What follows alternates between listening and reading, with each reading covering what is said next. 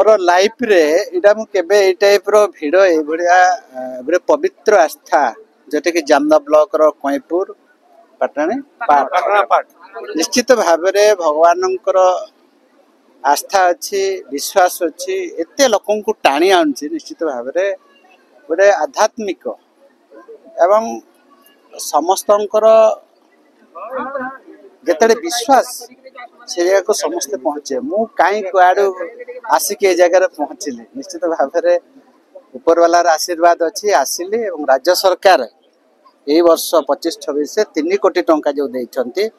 आगामी भविष्य रे मध्य आमर फॉरेस्ट डिपार्टमेंट ताकू इको टूरिज्म रे टेकअप करिवो तो लोकंकर सुविधा लोकंकर रहबा पीवा पानी पीवा जीवा आसवा ताकू केमते अधिक आमे लोकलोचन एवं आकृष्ट करवा से दिगरे निश्चित भाव में राज्य सरकार सब विभाग को एठी देले एते लोकों को एठी टाणी आछि चाषी एरिया साधारण आदिवासी एरिया वर्ष समस्ते वर्ष सारा 12 मास खटिबे गुटे दिन